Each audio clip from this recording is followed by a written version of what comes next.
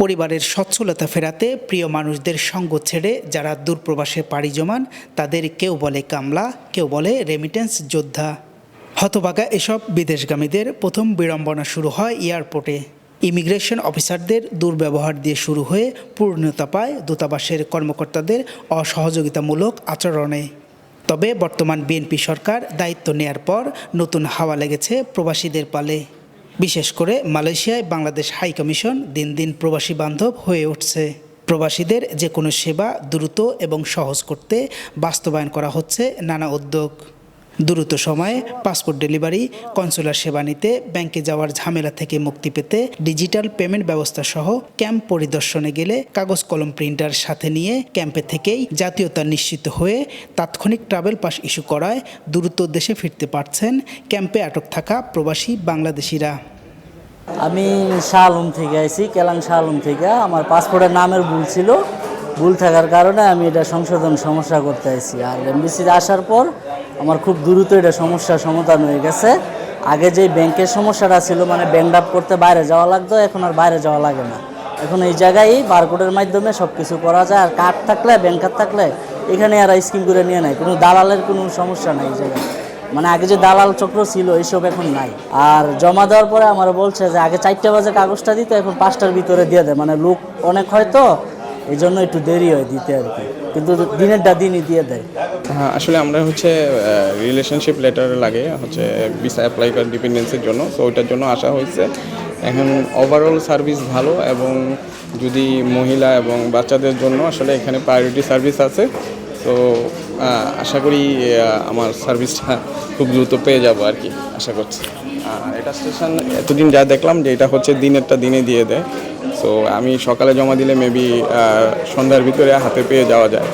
So এরকমই instruction দেওয়া হইলো। ওভারঅল সেবা ভালো। তপ্ত রোদে আর ঘাম ঝরানো শ্রমে এসব রেমিটেন্স যোদ্ধাদের সামান্য আয়ে কারো অসুস্থ বাবা মায়ের হয় চিকিৎসা, কারো সন্তান ও ভাই বোন করে পড়াশোনা। দক্ষিণ পূর্ব এশিয়ার সবুজ পাহাড়ে ঘেরা মালয়েশিয়ায় কাজের উদ্দেশ্যে যাওয়া বেশিরভাগ অল্প শিক্ষিত এবং গ্রামের খেটে খাওয়া মানুষগুলোর কাছে দূতাবাস দিন দিন আস্থার জায়গায় পরিণত হচ্ছে। ধন্যবাদ। আমি আসছি সেকশন 15 থেকে শাহ আলম। যে আমার প্রথম যে এমআরপি পাসপোর্ট ছিল ওটার মধ্যে নাম ছিল মোহাম্মদ বাবুল মিয়া। এখন পাসপোর্ট করছি তো এটার মধ্যে এনআইডির সাথে মিলাইয়া নাম হয়েছে এমডি বাবুল মিয়া। এটুকুই পার্থক্য, এটার মধ্যে মোহাম্মদ বাংলাতে লেখা আর ওটা এমডি বাবুল মিয়া। সেজন্য আমি সেবার মধ্যে আসছি। ইনশাল্লাহ আলহামদুলিল্লাহ খুবই ভালো, কোনো ভোগান্তির শিকার হয়নি। খুব দ্রুত গতিতে ভালোভাবেই কাজ করতেছে। আমি ধন্যবাদ জানাই বাংলাদেশ সরকারে। আমাদের যে বাংলাদেশি প্রবাসীরা আছে মালয়েশিয়া, সরকার যেন এদিকে একটু দৃষ্টি দেয়, যাতে আমাদের প্রবাসী ভাইয়েরা কোনো ভোগান্তির শিকার না হয়। দূতাবাসে আছি, আমি কাগজ জমা দিছি, সমস্যা বিকাল 4টা 5টার দিকে কাগজ আবার দিবি আমারে। আলহামদুলিল্লাহ দূতাবাসে সবাই খুশি আমি। এর আগে পাসপোর্ট নবায়ন, জাতীয় পরিচয়পত্রের নিবন্ধন, এমনকি কোম্পানির বকেয়া বেতন ভাতার দাবিতে প্রায়ই দূতাবাসের দ্বারস্থ হয়ে বিষণ্ণ মুখে খালি হাতে ফিরতে হতো অনেকের। প্রবাসীদের দীর্ঘদিনের অভিযোগ ছিল তাদের জন্য যেন দূতাবাসী জমদূত।